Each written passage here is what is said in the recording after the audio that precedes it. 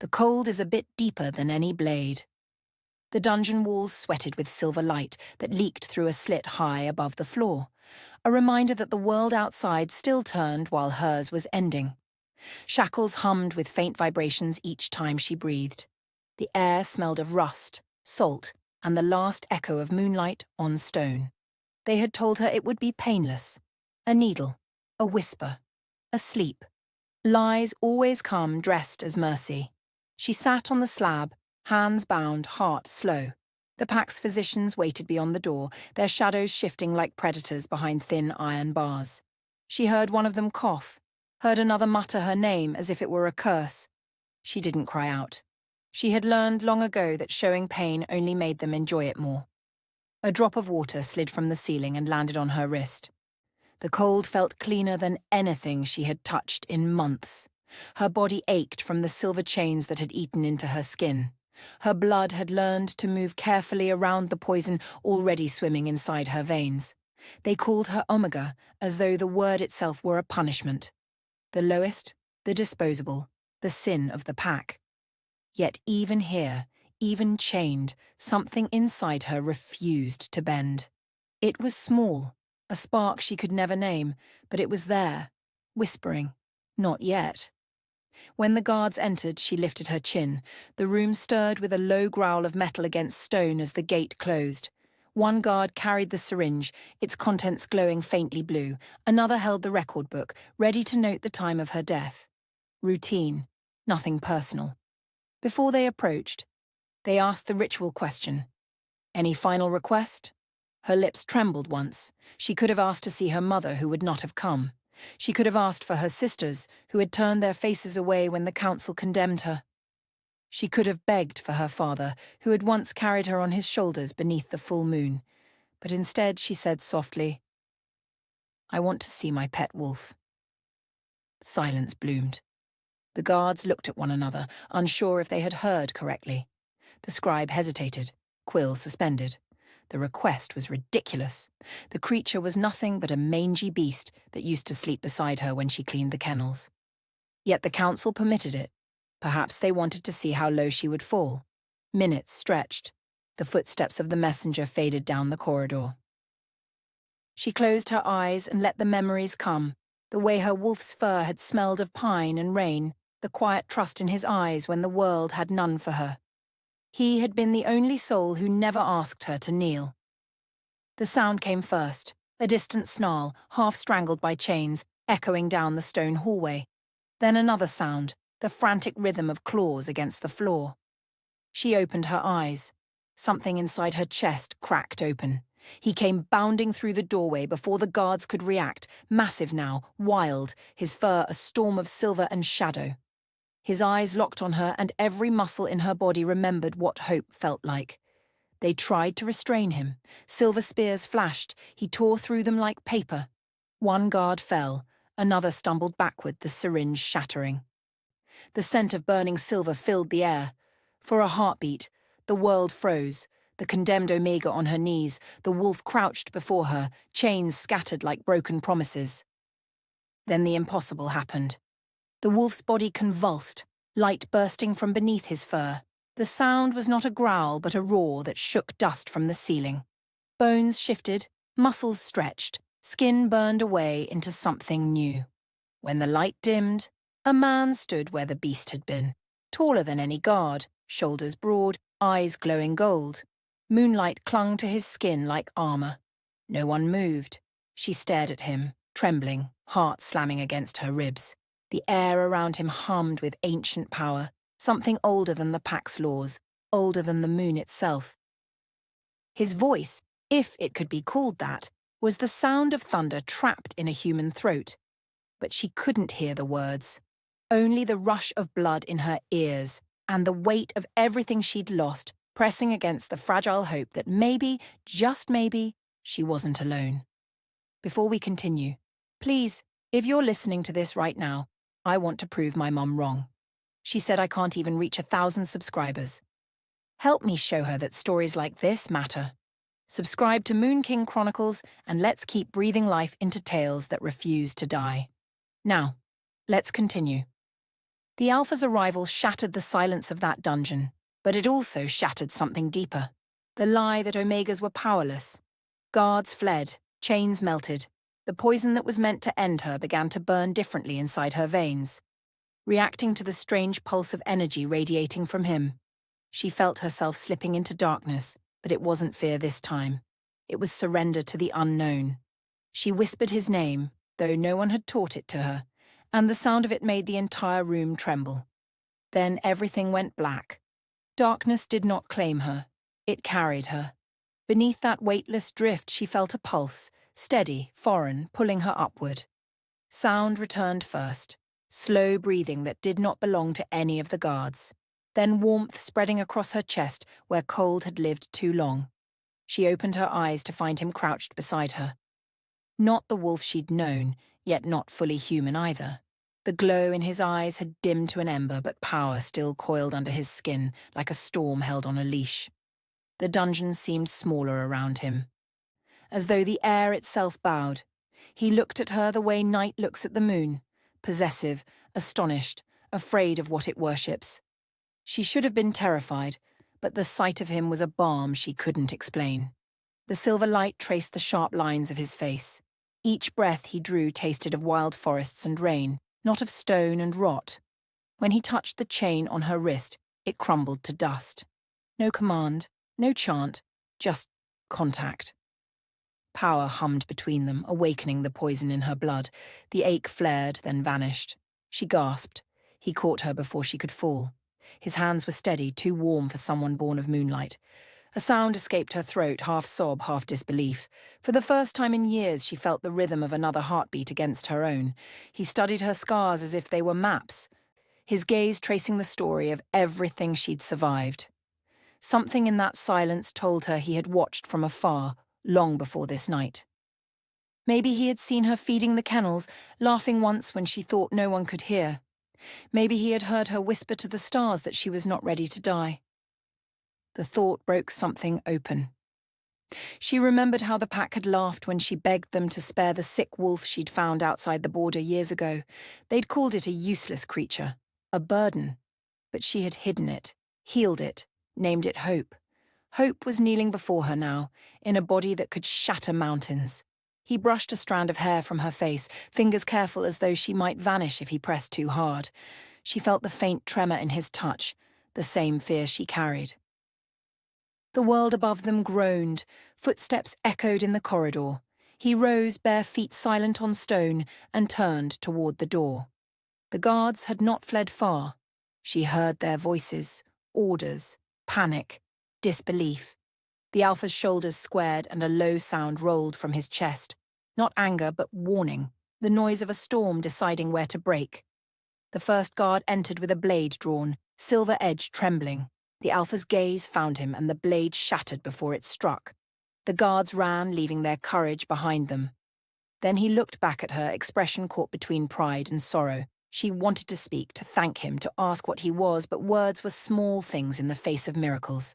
Instead, she reached for the broken chain beside her, the one that had bound her since the council's verdict. She wrapped it around her palm and felt the faint vibration of his power lingering in the metal. Freedom felt unfamiliar, light, dangerous. He extended a hand. For a heartbeat, she hesitated. Every lesson drilled into her since birth warned that an Omega who touched an Alpha without permission invited death. But she had already been sentenced to die. She took his hand. Heat surged through her, dizzying, alive. The cell around them dissolved into haze as he pulled her toward the stairway. Each step burned silver beneath their feet. The air throbbed with energy as though the moon itself was watching. When they reached the top of the corridor, she saw the first glimpse of sky she'd had in weeks. Clouds drifted like ghosts over the mountains. The night wind tasted of rain and pine and possibility. She wanted to run, to breathe, to remember what it felt like to belong to no one. But the Alpha stopped her. His voice was a low ripple through the dark, a promise and a warning all at once. She could feel the truth of it in her bones. This was not escape. It was the beginning of something far larger. Somewhere beyond the horizon, the pack would wake to the scent of betrayal and destiny intertwined. The prophecy whispered in the elders' halls would stir. And she, the condemned Omega, who chose her pet wolf over her blood, would no longer be invisible. The night pressed close, heavy with secrets. She lifted her face to the wind and whispered a silent vow, to find the reason she still lived, to understand the bond that had turned beast into savior. The Alpha turned toward the forest, every movement fluid, dangerous, deliberate. She followed, the faint shimmer of moonlight trailing behind them like a memory refusing to fade. They moved through the forest in silence, the world breathing around them, leaves whispering secrets, wind curling through branches heavy with rain. Each step away from the prison felt unreal, as though the ground itself questioned whether she was allowed to walk free. Her wrists still ached where the silver had bitten deep. The skin was torn but clean now, the Alpha's touch had burned the poison away. She kept her gaze low, afraid that if she looked at him too long, she might remember every reason she should hate hope. "Where are we going?" she asked finally, her voice little more than wind. He didn't turn. "Somewhere they can't reach us." His answer was both comfort and threat. She wanted to believe him. But belief had been the first luxury stripped from her. The trees blurred as memories pressed in, faces from a life that had ended long before the council's sentence. She saw herself younger, smaller, running through the pack's settlement with a laugh that didn't yet know fear. Her sisters had been bright as sunlight, and her mother's eyes soft with pride. That was before the night of the fire, before the first shift that went wrong. The flame had come from inside her, silver instead of red, beautiful and wrong. It had burned the grass in patterns that looked like runes, and when the elders saw them, they whispered the word curse. From that night on, no one called her by name. She told the Alpha none of this, but somehow he seemed to know. "You've carried pain too long," he murmured, without looking back. "It's carved into the way you walk. I learned to make silence a shield." He glanced over his shoulder then, a faint smile shadowing his face. "Silence keeps the noise out, but it keeps the healing out too." His words slid beneath her skin like a slow warmth. She hated that he could read what she never said. They reached a clearing where moonlight pooled in silver ribbons across the moss. A stream cut through the middle, thin and bright. He knelt, cupped water in his hands, and offered it to her. She hesitated. "You don't have to." "I know," he said. "Drink." The water tasted of metal and pine, but it soothed the burn in her throat. For a moment she felt almost human again. She watched the way the light clung to him, the faint scars across his shoulders, the tension in his jaw as though he carried an invisible weight. "Who are you?" she whispered. He paused. "Once I was just the wolf you saved, but your kindness woke something I had forgotten. The blood of Alphas runs through me, and now through you." Her heart stumbled. "Through me?" "When the poison touched you, it should have killed you. Instead, it answered the bond you created years ago, when you chose mercy over fear. Our fates are tangled now." She stepped back, trembling. "That bond makes me a target. It also makes you stronger than any pack alive." His voice was calm, certain. "They feared you because they saw what you might become." She turned away, fists tightening. "All I ever wanted was peace, to belong." "Then belong to yourself first," he said. "The rest will follow." His words settled into her chest, like embers waiting for breath. She knelt beside the stream and stared at her reflection, eyes hollow but alive, hair tangled, skin marked by chains. For the first time she didn't look away.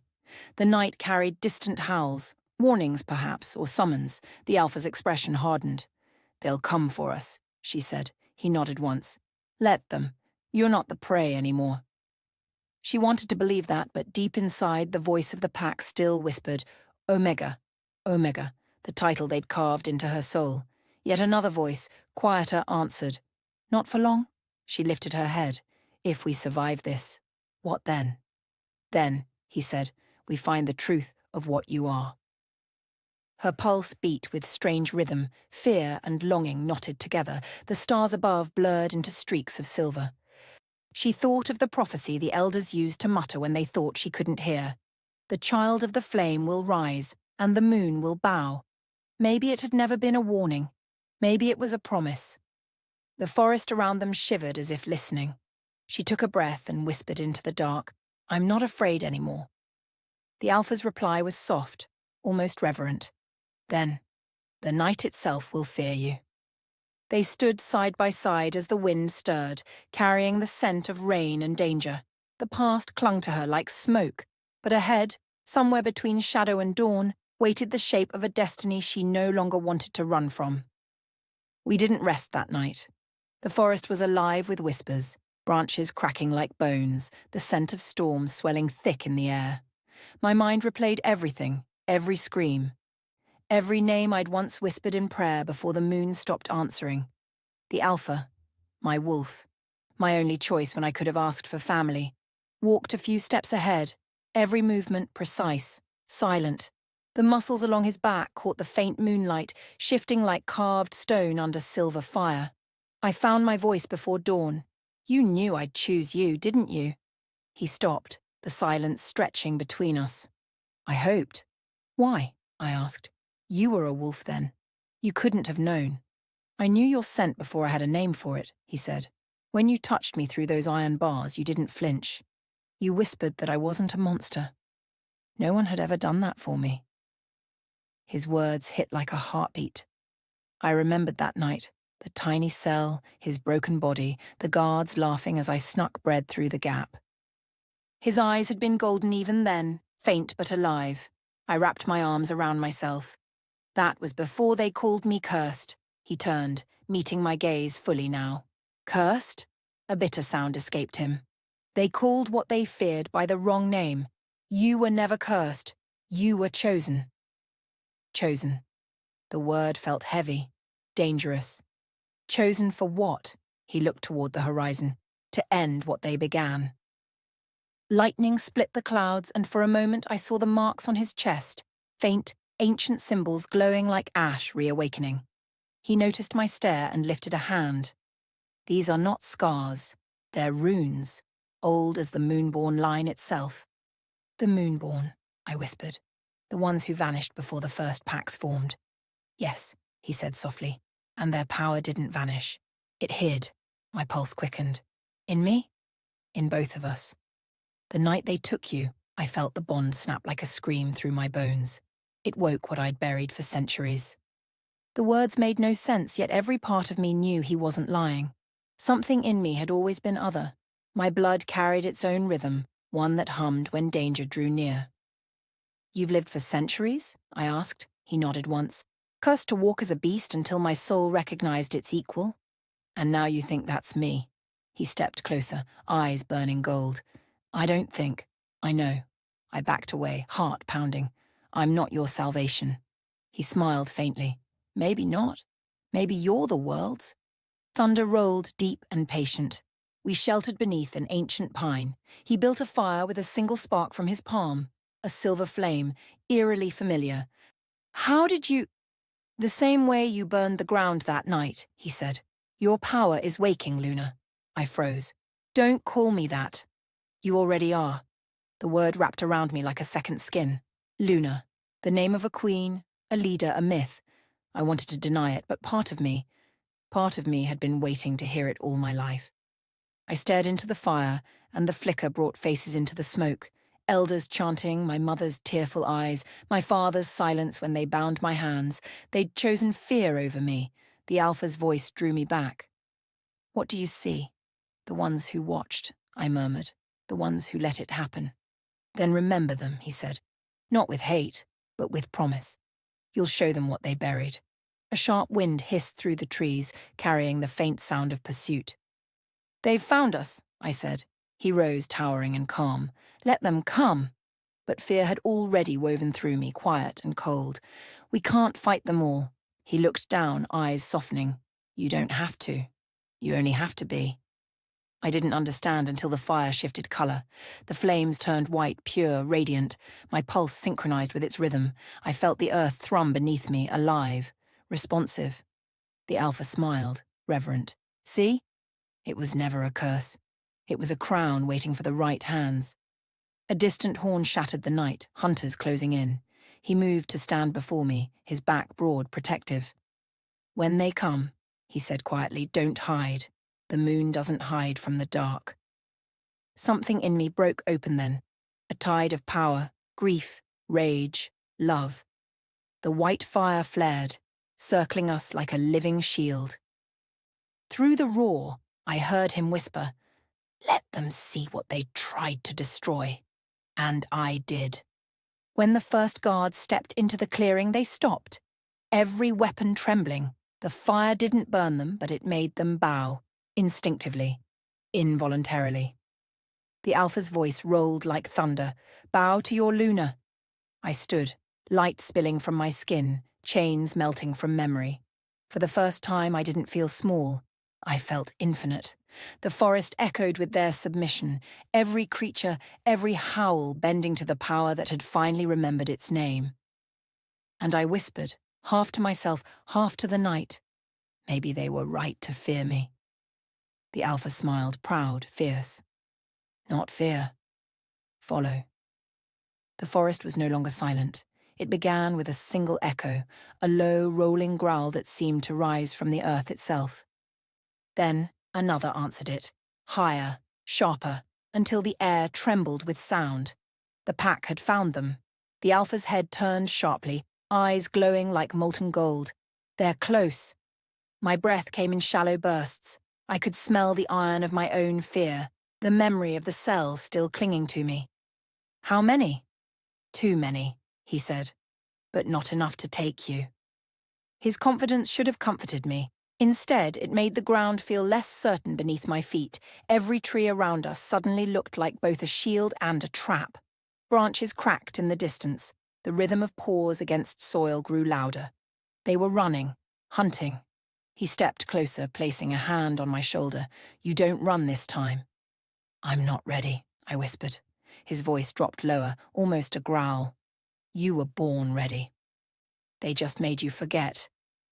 Before I could answer, the shadows broke open. Wolves poured through the trees, massive, snarling, their eyes gleaming with pack hatred. At their center stood a figure I knew too well. Beta Rian, the one who'd read my sentence. He wasn't in wolf form. His smirk was human, cruel, familiar. "Omega," he said, drawing out the word like a curse. "Did you think you could escape the law of the moon?" The Alpha moved slightly forward, shielding me without blocking my view. His tone was calm, but thunder hid beneath it. "She's under my protection now." Ryan laughed. "Your protection? You think your bloodline means anything after what she is?" I stepped forward before I could stop myself. "Say it," I snapped. "Say what you think I am." His smile widened. "A mistake that should have been burned the night you shifted. A curse in a girl's skin." The words hit like claws. I felt my pulse rise, the strange warmth flickering beneath my ribs again, the same light that had frightened the elders years ago. I clenched my fists, trying to keep it buried. The Alpha's voice cut through the air, sharp as steel. "Careful, Beta. You're speaking to your future Luna." Ryan's laughter died. His eyes flicked between us, calculating. "You've lost your mind." "I've found my reason," the Alpha said. The first attack came without warning. A wolf lunged from the side, jaws wide, silver teeth glinting. The Alpha moved faster than sight, claws meeting claws, light colliding with shadow. Sparks flew where they struck, the sound like stars breaking. I fell back, watching as chaos erupted. Wolves leapt through the clearing, their bodies a blur of fur and fury. The Alpha was everywhere at once, a living storm. But even he couldn't hold them all. One broke through and came straight for me. I didn't think. My body moved before my fear could speak. I raised my hands, and light erupted. Silver fire poured from my palms, wild and pure, not burning but blinding. The wolf froze mid-leap, thrown backward as though struck by invisible thunder. The world stilled. Even the other wolves hesitated. For a heartbeat, the forest was silent again. I stared at my hands, trembling. What did I just... The Alpha's voice came, breathless but steady. "You remembered who you are." But the pause didn't last. The others recovered. And now they were afraid. Afraid of me. Ryan's voice cracked through the air. "See? She's no wolf. She's a weapon." The prophecy was right. He lifted a silver spear from the ground, the same kind the council had used in executions. "If the moon will not purge her, I will." He hurled it. The alpha moved, but I was faster. I caught it midair. The metal hissed where my fingers touched it, glowing white-hot, melting into streams of light. It vanished in a shimmer that left only smoke behind. Gasps filled the clearing. Even Ryan stepped back. The alpha's eyes met mine, and for the first time he didn't look surprised. He looked proud. "You see?" he said to them all. "She's not your curse. She's your salvation." But they couldn't hear him. Fear had already claimed them. Dozens of eyes turned toward me, not with awe but with hatred, the kind born from centuries of old stories and older lies. "Monster!" someone hissed. "Abomination!" another spat. "Kill her before she kills us all." The circle tightened. I could have unleashed the light again. I could feel it building, begging to be released. But something in me refused to use it on them even after everything. "I'm not your enemy," I said quietly. "You made me one." Ryan snarled. "You think mercy will save you?" "No," I whispered, "it will save you." Then the ground trembled. It wasn't my power this time. The air thickened, the kind of silence that comes before a storm. Leaves lifted, suspended mid-air.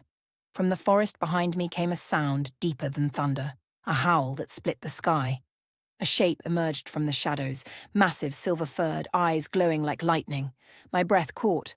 My wolf, the same one I'd raised as a pup, fed in secret when the pack forbade it. The one they took from me when I was imprisoned. He stepped forward, towering over even the alpha. And then, before the others could react, his form shimmered, bones shifting, muscles stretching, until where the wolf had stood, now stood a man. Tall, broad-shouldered, skin streaked with faint silver patterns that pulsed like veins of light.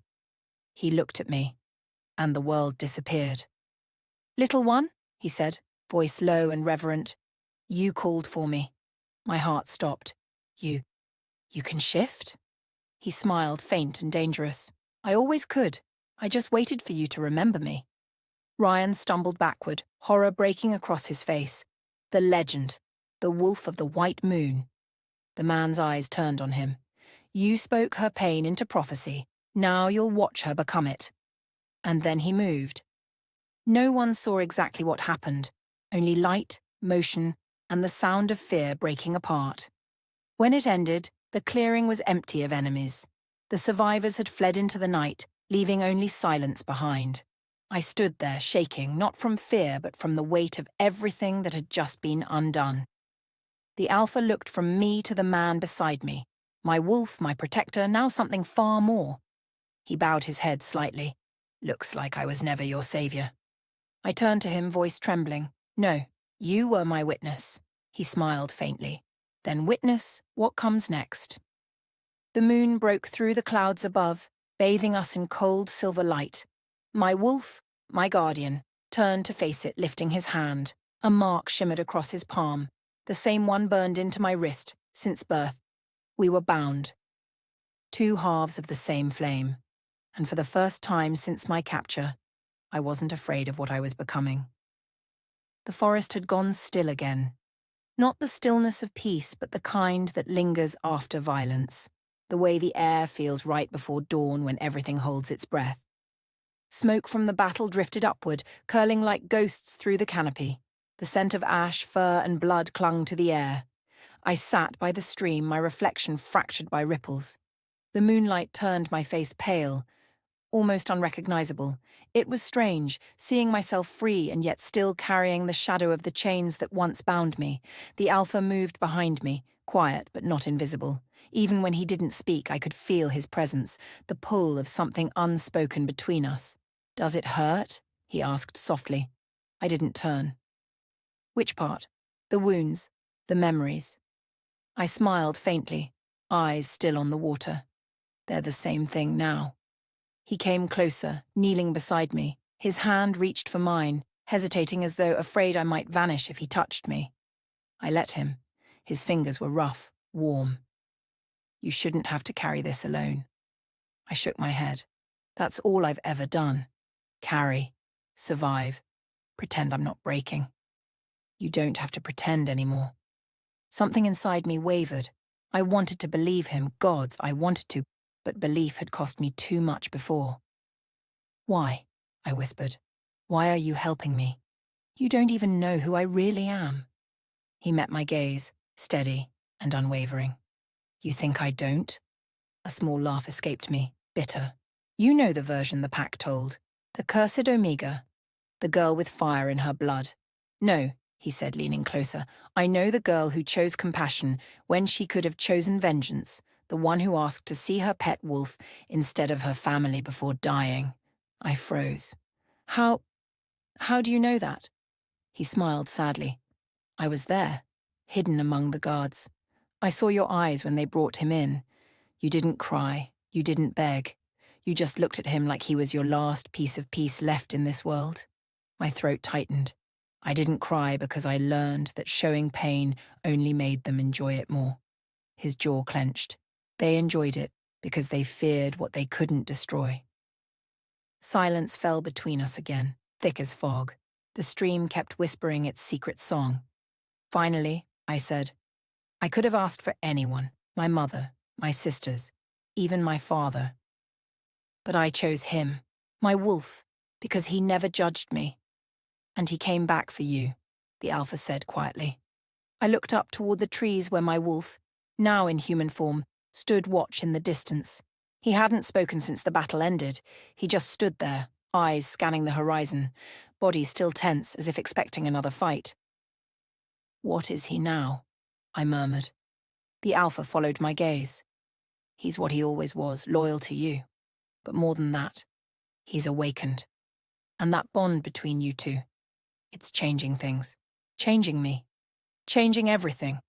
He turned toward me, his expression unreadable. The packs will come again. They'll call it vengeance, justice, purity. Whatever excuse they need to kill what they don't understand, you'll have to decide who you are before they arrive. I looked at him, heart pounding. And if I don't know yet? Then trust me, he said, voice low, steady, until you do. For the first time since my imprisonment, I let someone's promise sink in. It wasn't a demand, it wasn't a chain, it was an offering, quiet and human. We sat like that, side by side, the storm replaced by strange calm. I could feel my wolf's gaze on us from the trees, protective, almost possessive. I knew there was history there, something deeper than words. The three of us were bound now, by blood, by fate, by something older than prophecy. When I finally spoke, my voice was almost a whisper. What if trusting you breaks me again? He reached out, brushing a strand of hair from my face. Then I'll help you rebuild. Stronger. A pause. Then softer. And if I can't, then I'll break too, he said simply. But not alone. His words disarmed me completely. No grand vows, no promises of forever. Just truth. Simple, brutal, beautiful truth. I looked away, blinking back tears I didn't want to show. He noticed. You don't have to hide that either. I laughed quietly. Old habits die hard. Then let's start killing them. For the first time in what felt like lifetimes, I smiled. The night around us deepened. The stars above seemed closer, brighter, as though the sky itself leaned in to listen. The forest breathed again. The alpha built a small fire. The flames danced in his eyes, painting gold across his scars. I found myself studying them, tracing the story each one might tell. He caught me staring and smirked. You're doing it again. Doing what? Looking at me like you're trying to read something that isn't written. Maybe it is, I said softly, just in a language I haven't learned yet. He chuckled, but there was sadness in it. I've done things I'm not proud of, led hunts, obeyed orders I should have defied. And now, he said, I protect what's left of the good I once destroyed. Is that what you see in me? He met my gaze. No, you're not what's left. You're what's next. Something inside me cracked open then, not in pain but in release. I hadn't realized how much I needed someone to see me as more than the ruin of a story already told. The fire popped softly. My wolf finally approached, stepping into the glow. His eyes met the alpha's, not hostile but cautious. The alpha stood. You kept her alive, he said. The wolf nodded. She kept me human. The air between them hummed with silent understanding. Two protectors, one heart between them. I looked at them both and whispered, "Then maybe I don't have to run anymore." The alpha smiled faintly. "No, you just have to choose where to stand."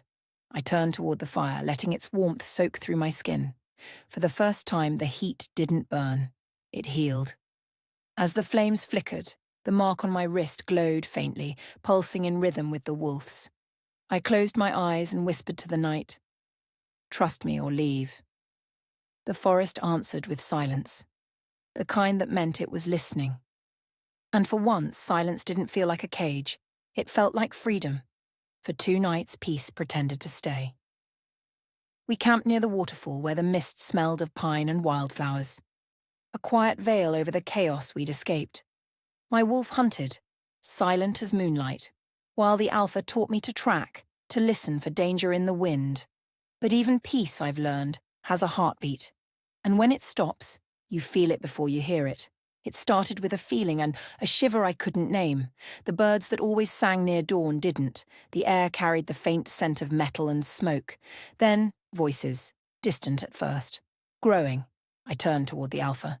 "You hear it too?" He was already standing, hand on his blade. His eyes burned gold. "They found us." My chest tightened. "The pack?" He nodded once. "And they're not alone."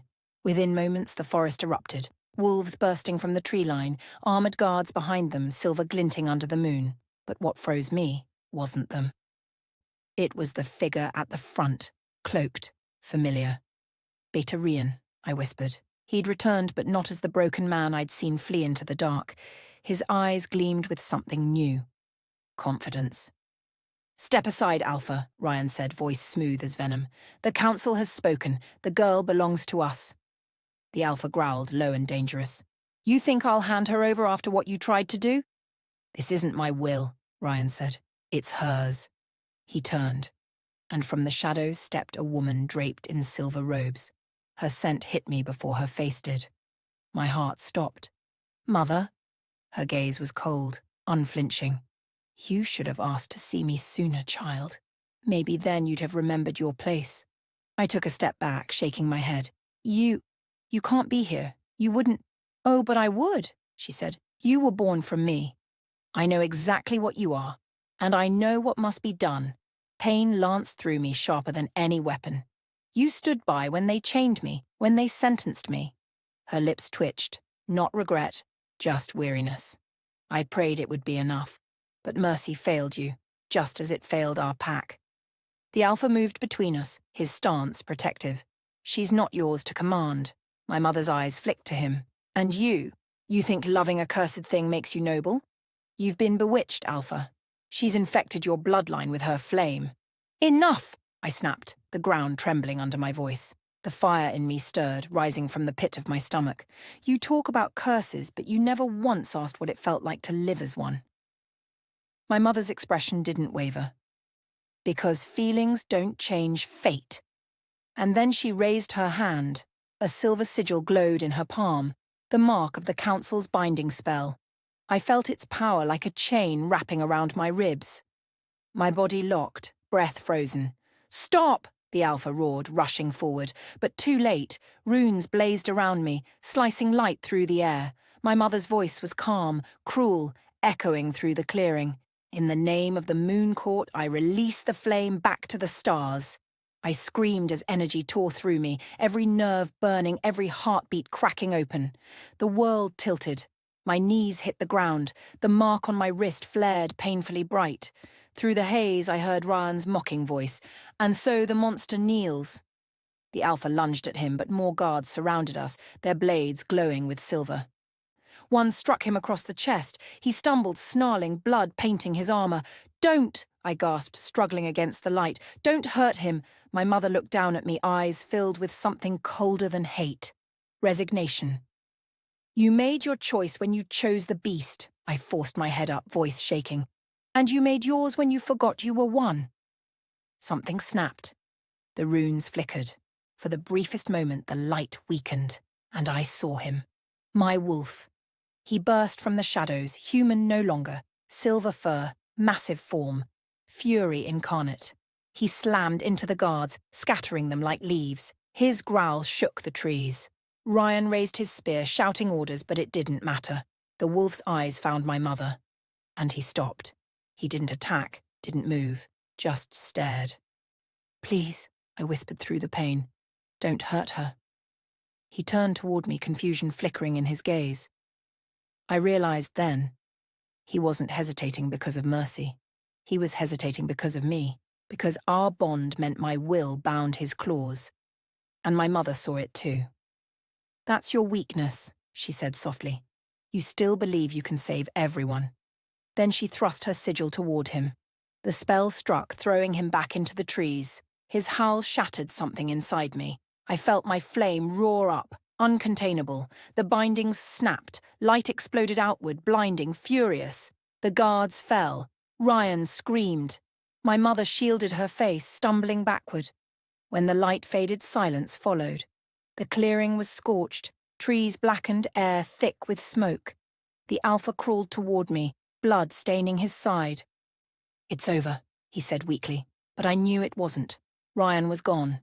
My mother had vanished, and deep in the distance I could feel it, a pulse of something darker waking beneath the earth, answering my fire with its own.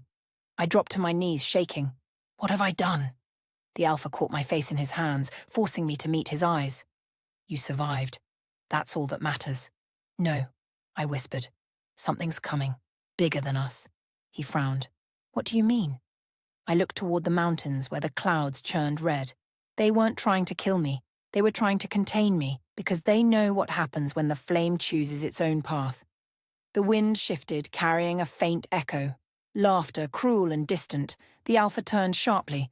"Who's there?" A voice floated through the air, calm and mocking. "You've broken the chains, little Omega. Now let's see what burns when the moon turns her face away." The shadows rippled. Then, nothing.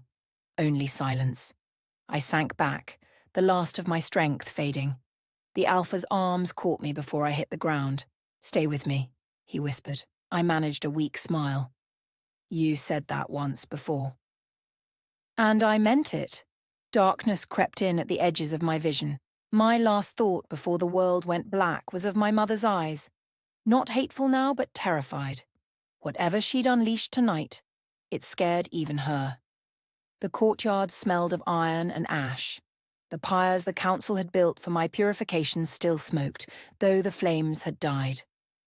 I stood barefoot among the embers, wrists bound, shoulders squared. Every whisper that circled me called me traitor, curse-born, abomination. They thought I would kneel. They thought I would beg. I simply looked at them, one by one, until they looked away. "I could have asked to see my mother," I murmured, half to myself, "my sisters, even my father, but I chose you." I lifted my gaze toward the cage at the far end of the yard, my wolf's cage. He was there, chained, fur matted with soot, eyes glowing like burning frost. My voice trembled. "You're the only one who never lied." The guards shifted uneasily. The alpha counselor raised his staff. "End it," he said. "She carries the sickness of rebellion." The executioner stepped forward, vial of poison glinting in his hand. The crowd murmured prayers that sounded like curses. I watched the silver liquid catch the moonlight and thought of every night I had wept in silence. I didn't cry out then, I reminded myself, and I won't cry out now. But the wind began to howl. It wasn't ordinary wind. It carried a rhythm, a heartbeat that matched my own. The wolf heard it first, his body strained against the chains, a growl rolling deep from his chest. Then, bones cracked, muscles surged, light burst from his skin. Gasps broke the night. He was no longer a beast. He was a man, towering, battle-scarred, eyes still that same burning frost. The shackles fell like dust. "Touch her," he said, voice rough as thunder, "and you'll learn what happens when the moon's bond is broken." The executioner froze. The councillor's staff quivered. My knees threatened to buckle. The ground seemed to pulse beneath me. "No," I whispered, "more to the universe than to them. No more running. No more cages." Something inside me split open. A heat, a brilliance, spilled through my veins. Silver liquid fire. It was the power they feared, the one they said would destroy us all. The wolf, no, the alpha looked at me with awe and terror mingled. Your eyes, he breathed. They're burning. I am not your sacrifice.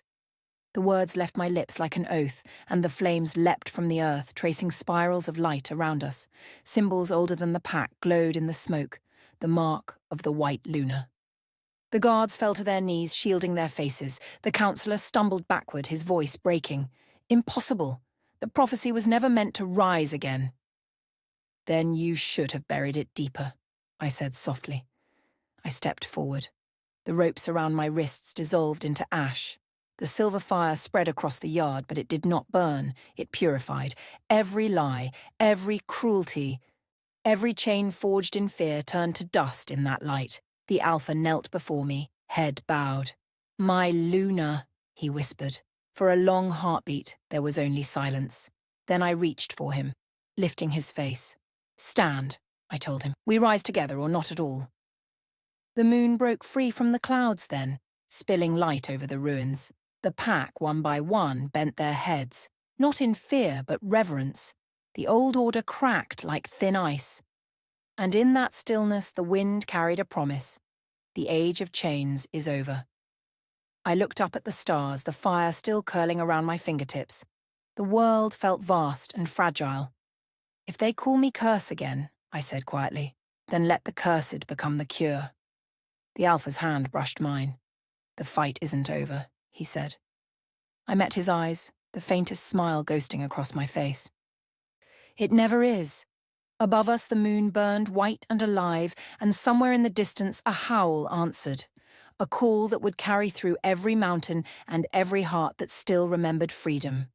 And for the first time since the cell, I felt it, the certainty that I was no longer someone's sacrifice. I was the storm that ends the dark.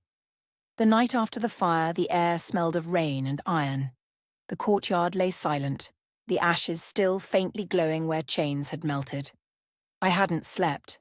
None of us had. The new alpha, my wolf, stood by the shattered gates, his shoulders marked with the silver traces of the power that had spared us. They called it a miracle. I called it a reckoning. The council had vanished into the woods, leaving behind their thrones, their laws, their fear. But power never disappears. It only hides, waiting for another chance to test you. And I could feel it stirring in the dark, watching. That morning, they gathered what remained of the pack around the old trial stone, a massive slab streaked with cracks from the night before. The elders whispered that anyone who had defied the moon would answer for it. Yet when they looked at me, I saw uncertainty, wonder, fear. I walked to the center, barefoot still, the earth cool under my feet. If this is to be a trial, I said quietly, then let it be under her light, not yours. A murmur spread. The alpha stepped closer, but I held up a hand. No, I told him. They need to hear me without a shadow to hide behind. An old woman, her hair white as frost, came forward. Child of flame, she said, do you claim to act in the moon's name or your own? For a heartbeat. I almost faltered. Then I looked up at the sky, the pale dawn just touching the edge of the clouds. And I knew. Both, I said, because they are no longer separate. The crowd stirred, uneasy. She speaks blasphemy, one of the guards muttered. She speaks truth, another said. His voice trembled. We saw it. We felt it. The old woman's eyes softened, though her tone stayed sharp. Then show us the truth you carry. Let the moon decide. The air changed. The clouds thinned until the full moon, still faintly visible in daylight, glimmered above. Its light touched the stone, the same one that had seen centuries of blood oaths and broken vows. My heart pounded. I closed my eyes. The memory of the cell flashed through me, the cold, the laughter of my captors, the weight of silence. I heard my own voice echoing back. I didn't cry out. When I opened my eyes again, the light had gathered around me, pulsing like a living heartbeat. The alpha took a step back, awe in his face. It's happening again, he whispered. I lifted my hands. This is not power, I said to them all. This is memory. And the light began to move. It spread from me in waves, soft at first, then fierce. The trial stone glowed, cracks widening as shadows peeled away from it. Then the whispers came, voices, dozens of them. The lost ones, Omegas, Outcasts, every soul silenced by the council's cruelty. Their forms shimmered faintly in the moonlight, outlines of silver mist. A gasp rippled through the crowd. "They're spirits," someone breathed. "No," I said, tears blurring my vision. "They're us." The first of the shades stepped forward, a woman I recognized from the prison cells, her eyes kind even in death. "We've been waiting," she said, her voice like wind through pine. "Waiting for someone to remember our names." I bowed my head. "Then I'll carry them." Each spirit touched the light, and the cracks in the stone began to seal, not with darkness but with silver fire. The past wasn't erased, it was being rewritten, redeemed. The Alpha came to stand beside me, his voice low. "What happens now?" I looked at him. "Now we start over. No more prisons, no more sacrifice." The old woman nodded slowly. "Then the moon has spoken." A deep, resonant hum filled the air, like the earth itself exhaling. The spirits began to fade, their forms dissolving into dust that shimmered before falling onto the pack. Wherever the light touched, the wolves knelt, eyes wet. Forgiveness, not punishment, had come. But as the last spirit vanished, I felt a tremor in the distance, a pull, dark and cold, from the mountains beyond. Something old had been watching the trial, something that did not kneel. The Alpha felt it too. "You sense it," he said quietly. "Yes," I answered. "The prophecy isn't finished." He reached for my hand. "Then we face it together." And as the final echo of moonlight faded from the stone, the wind shifted, carrying a distant growl that didn't belong to any living wolf. It was a warning and a promise. The lost were returning. Not all of them were at peace. Night crept down from the mountains again, pale and sharp as glass. The air no longer smelled of smoke, but of rain-washed stone and new beginnings. The courtyard that had once been a place of execution now shimmered under moonlight. Every torch had burned out. Only the silver glow remained. The pack gathered without being summoned.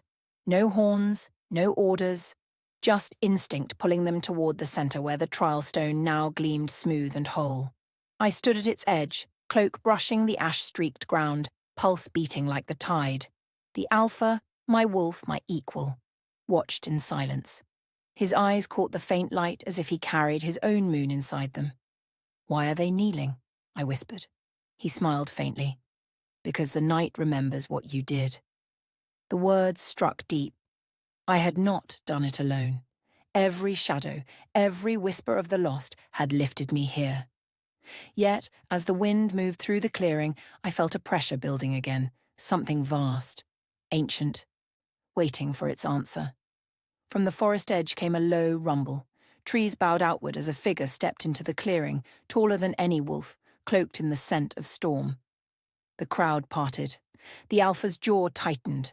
"Another spirit?" he asked. I shook my head. "No, the first Alpha?" The figure's eyes gleamed molten gold. "You have broken the law of balance," the voice said, deep enough to rattle stone. "You've turned sacrifice into freedom. Do you claim the right to change the order?" The ground trembled beneath my feet.